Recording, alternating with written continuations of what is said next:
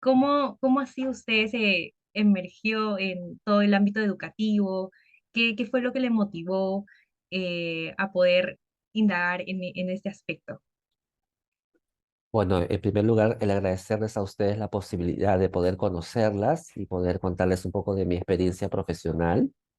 Yo soy, bueno, Enrique Revilla Figueroa, soy docente de educación secundaria de la especialidad de religión y ciencias sociales. Esa es mi especialidad.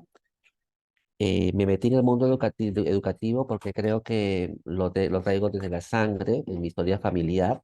Mi madre ha sido educadora, ¿no? Fue directora de varios colegios y fundadora de varios colegios en toda su experiencia profesional.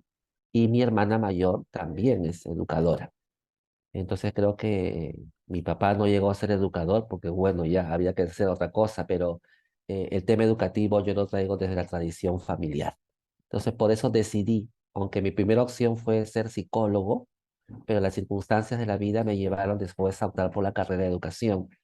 Yo soy de los que cuando recién comencé a estudiar la carrera, es que fui descubriendo que este era mi gran anhelo y me fui confirmando cada vez más en la carrera de educación. Y de ahí me he metido en el mundo educativo, Elena, soy de las personas que no ha buscado los ámbitos en los cuales me voy a desarrollar, sino que la vida profesional me los ha ido poniendo en el camino. Primero, Hablar un poco sobre él. claro que sí. Bueno, un saludo grande a César, ¿no? Un gran amigo y un gran educador. Em, Al margen de mi desarrollo profesional, como cualquiera de nosotros que elige una carrera y a través de la carrera te realizas como persona y profesionalmente, yo he tenido la suerte de poder ser llamado a pertenecer a una institución que se llama la Institución Teresiana, que es una institución católica de laicos, ¿no? De laicos y laicas, cuyo fundador de esta institución es San Pedro Poveda, ¿no? Pedro Poveda fue un sacerdote diocesano español que vivió en el tiempo de la España de finales del siglo XIX e inicio del siglo XX, y que producto de su sacerdocio, muy joven, a los 21 años, se preguntó por qué existían diferencias sociales, porque donde él vivía habían gitanos que vivían en cuevas y habían personas urbanas que vivían en casas. Entonces no entendía por qué había tantas diferencias, lo que hoy llamaríamos la exclusión a nivel de zonas sociales, ¿no? O diferentes grupos sociales. Y él lo que hizo fue adentrarse en el mundo de los gitanos y no solo adentrarse para llevarles alimentación, educación y la fe, sino que se fue a vivir con ellos también en una cueva, porque lo que le interesaba a él era hacer de las personas, más hijos de Dios, y creía que por la educación se podía llegar realmente a transformar la vida de las personas. Es así que Pedro Poveda concibe de que la única forma de insertarse en el cambio es formando maestros o maestras, porque en su tiempo le dedica mayores fuerza a las mujeres, no porque en ese tiempo la mujer solamente podía tener como profesión la docencia. Y forma academias a lo largo de toda la España, que eran lugares donde vivían las que estudiaban educación y se formaban para ser maestras. Entonces, logra formar un grupo de mujeres tan preparadas a nivel educativo, pero como también tan sólidas en su formación humana y moral, que logran irradiar toda la España y logran realmente eh, incidir en la transformación de muchas escuelas que en ese tiempo la religión católica no estaba permitida en la escuela pública.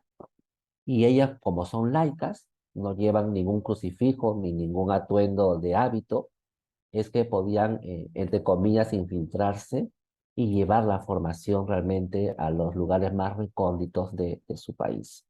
Es así que Pedro Poveda funda una institución que se va a dedicar a la educación y a la cultura.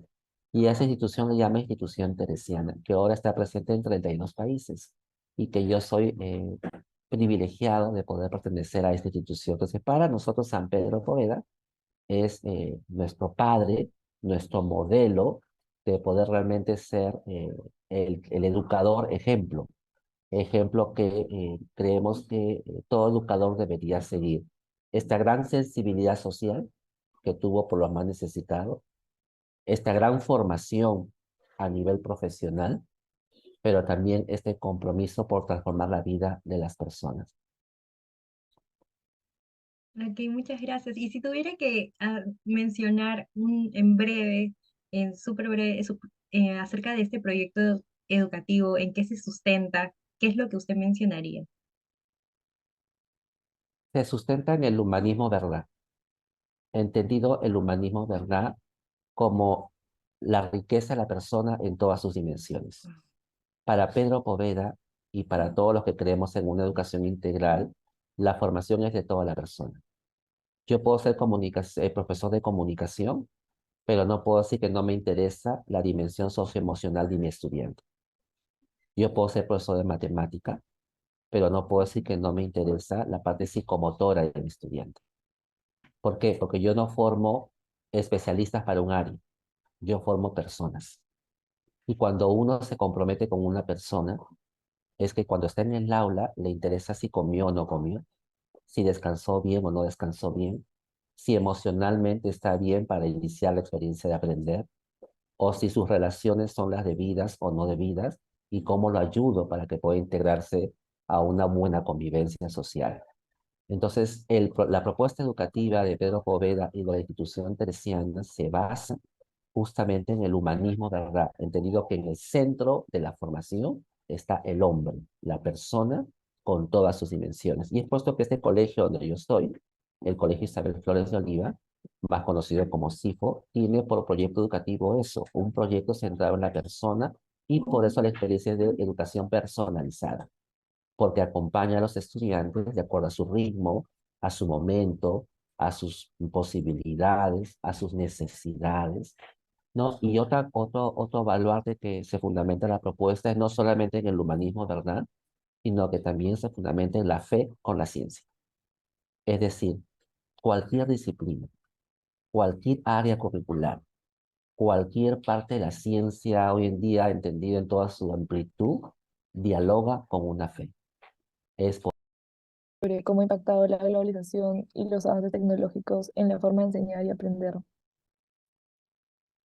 La UNESCO hace poco sacó un informe en la cual decía cuáles son las dos grandes competencias que la educación debe enfrentar en estos tiempos, en cualquier parte del mundo, en cualquier sistema educativo. Uno, formar la competencia para la ciudadanía global y dos, formar la competencia en lo que es la responsabilidad frente al desarrollo sostenible y sustentable. Entonces, nosotros no formamos personas solamente para tu casa o para tu barrio o para tu país. Formamos personas para el mundo. Y en ese sentido, la globalización como sistema social a nivel mundial permite que hoy en día no solo nos sintamos peruanos, sino nos sintamos ciudadanos. Entonces, la tecnología ha ayudado para que ese acercamiento de lo que sucede en cualquier parte del mundo podamos realmente estar interconectados de una manera maravillosa. Si ahorita hay un terremoto, por ejemplo, Dios no lo quiera, en alguna parte de Asia o de Europa, estamos enterados automáticamente de lo que sucede y las consecuencias de este desastre. Entonces, eso no debe llevarnos a nosotros simplemente a decir qué pena o tener un dato más en nuestra cabeza, sino a despertar nuestra gran sensibilidad social y nuestro compromiso por ser solidarios con otros que a lo mejor están viviendo situaciones más difíciles de las que vivimos nosotros. Entonces, la globalización como fenómeno social es eso, una gran oportunidad y gran posibilidad de poder acercarnos, interconectarnos y poder sentirnos parte de ciudadanos de un mundo.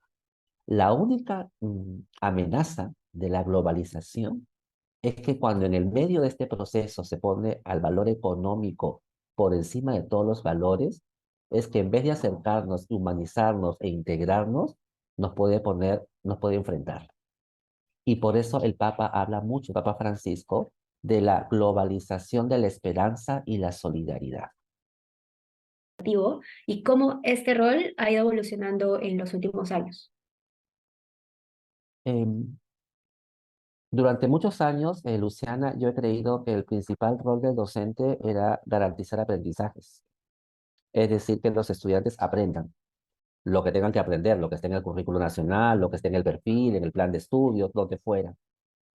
Pero yo me he ido dando cuenta que no es el principal rol el que aprendan, porque uno puede aprender con diferentes métodos, técnicas, estilos, escenarios.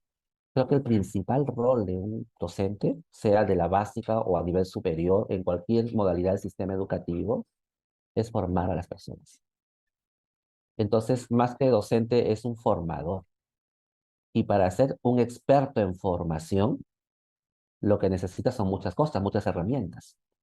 Tienes que saber, por eso es importante psicología, tienes que saber de sociología, tienes que saber de pedagogía, de todas las disciplinas que ayudan a conocer, comprender y ayudar a las personas a eso, a seguir procesos formativos. Ahora, este rol a lo largo de los años ha ido como teniendo diferentes énfasis. Creo que en estos tiempos el mayor énfasis que tenemos como formadores es este acompañamiento a las personas a nivel socioemocional. Sí, me gusta mucho la idea de también el docente como no solamente a nivel cognitivo, la formación de los estudiantes, sino también atender a sus necesidades socioemocionales. Y quería hacerle una pregunta, ya que estamos hablando acerca de los docentes.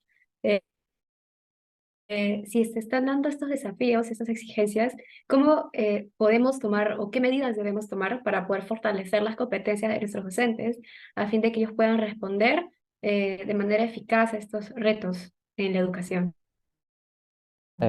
Yo creo que mm, primero, el que los planes de formación que ustedes tienen o que están formando para docentes sean planes formativos muy flexibles, que permitan definitivamente el que ustedes, las futuras docentes, interactúen con diferentes escenarios educativos, tanto formales como no formales. Yo no para que después cuando vayan al lugar donde estén, simplemente se adecúen al contexto y puedan poner en evidencia todas las capacidades que ustedes han desarrollado, ¿no? Entre otras, Luciano, pueden haber muchas más. Claro, sí, de todo tenga la capacidad de responder a las necesidades de su contexto. Así es. Y bueno, creo que la siguiente pregunta la hará Miranda. Gracias, Luciano.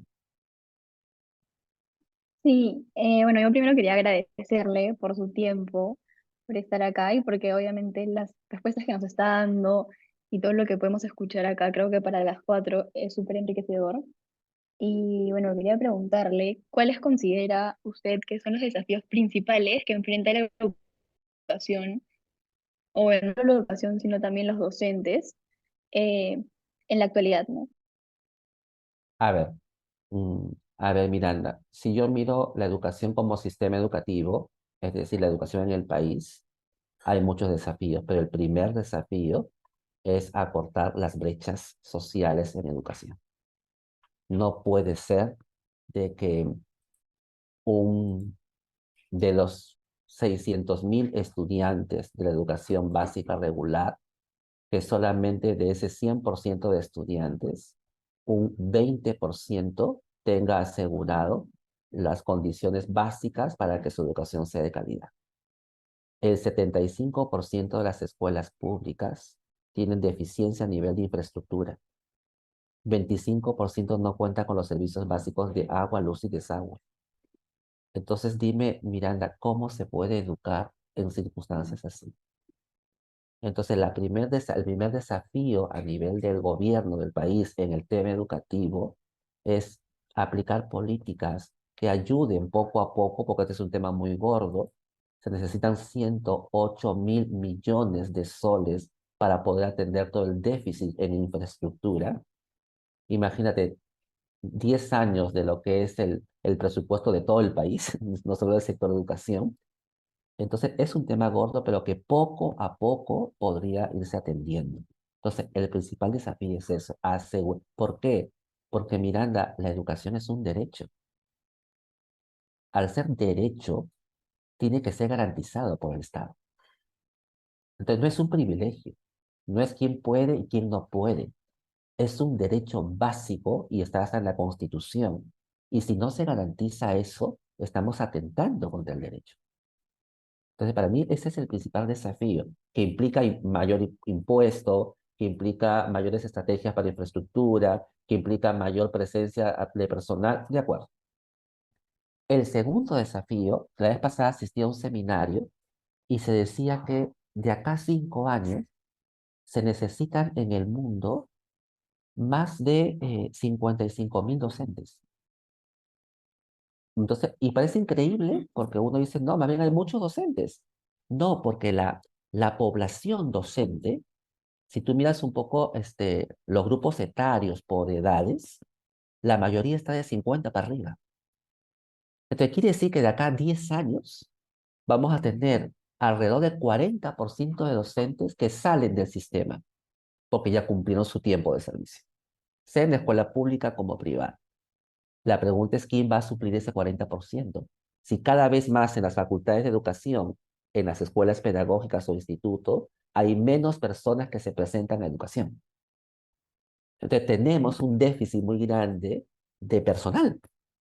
Entonces hay un desafío grande de promocionar y poner en valor la carrera. El poner en valor de que esto que decíamos, que el docente no solamente se dedica al aula, sino el poner en balanza la potencialidad de la profesión docente. Y a veces eso tiene que comenzar por la familia, porque a veces creemos, cuando decimos en la familia que vamos a ser docentes, nos ponen una cara increíble. Entonces, convencerse y convencer socialmente a la población de la potencialidad de esta carrera, creo que es un gran desafío a todo nivel. Otro gran desafío que yo veo es que las y los docentes consideremos que la formación no acaba cuando termine el pregrado, ni cuando solamente tengo una maestría o un doctorado o una especialización, sino el gran desafío de que la formación es como el médico de todos los días. Entonces, el estar actualizado permanentemente, chicas, eso exige de que estemos atentos a las noticias, atentos a las nuevas invenciones, atentos a las nuevas metodologías. ¿Estamos bien? Sobre la actualización docente, y justo usted mencionaba que es tan importante el hecho de que el docente pueda tener, o sea, se le puede entregar todo, se le puede dar, el sistema le puede entregar todo, pero también es muy importante la iniciativa del docente personal, de querer hacerlo. Ujú. Y muchas veces vemos de que ahora en estas generaciones anteriores no se acostumbra mucho al cambio, a un cambio de que hay modernización de la tecnología, y creo que lo hemos visto en la pandemia bastante también, lo difícil que fue para docentes de mediana edad a tercera edad adecuarse a esta situación. Eh, ¿Usted qué considera que se podría hacer además de tal vez no solamente capacitaciones tecnológicas, sino para adaptarnos o tener esa flexibilidad a los docentes? ¿Qué podría ser el sistema? No sé, se Eh, me ocurría esa idea. mm, yo creo que tenemos que replantearnos qué entendemos por formación docente. A veces entendemos por formación docente ir a un congreso o ir a un seminario o escuchar un webinar, ¿no? O, no sé, a lo mejor tener un curso, ¿no? De un mes, ¿no? Entonces, cualquier experiencia formativa de estas que he nombrado que son válidas, no digo de que no son importantes, te pueden actualizar, te pueden refrescar la información, te pueden dar data nueva, te pueden plantear preguntas, pero no necesariamente mejoran tu práctica. Entonces, ¿qué experiencias son las que ayudan realmente a que un docente pueda transformar su práctica? Es decir, innovar, romper su modelo tradicional y entrar por una metodología mucho más activa, etcétera, etcétera. Aquellas experiencias formativas donde el docente entra en un proceso de reflexión de su propia práctica. Entonces, por eso a veces en las escuelas, aquí mismo hacemos experiencias en las cuales, a ver, viene un ponente, pero ese ponente luego tiene que a lo mejor darnos un conjunto de ideas, nos deja un reto muy grande, y a veces nos encanta la ponencia, decimos, qué bien, qué excelente, qué actual, pero si solamente queda en la ponencia, habremos invertido tiempo, pero no hemos ganado mucho.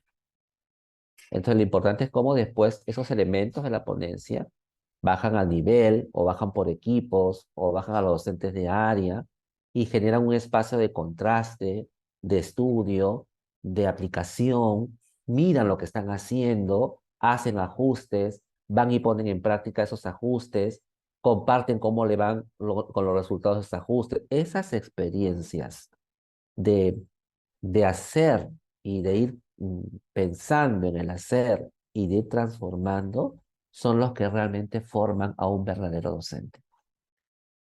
Justo se me venía a la mente también la creación de una comunidad educativa que puedan entre Claro, ellos claro. trabajar, cooperar, autorreflexionar y Esa es reflexionar la sobre su comunidad de propio. aprendizaje, así Exacto. es. Así Y se me venía eso a la mente y lo tan importante que menciona también usted en este proceso reflexivo y que cuán va a influenciar en él.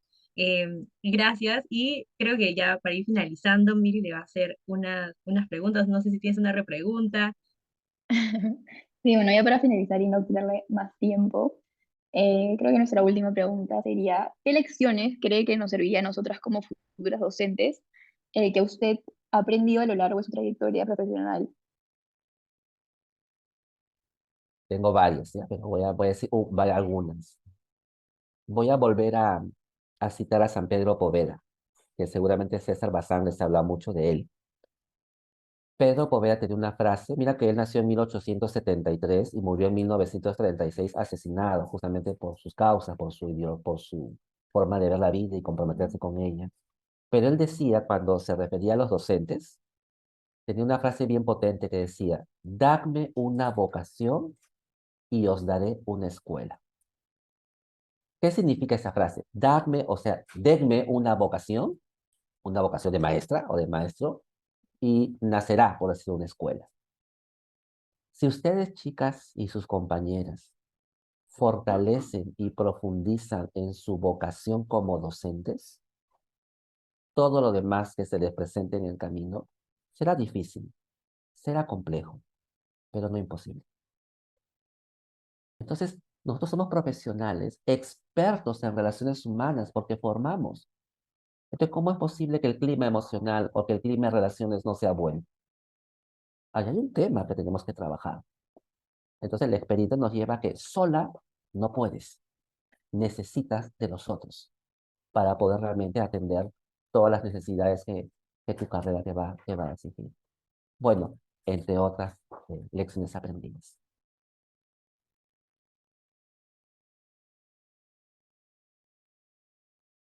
Muchísimas gracias.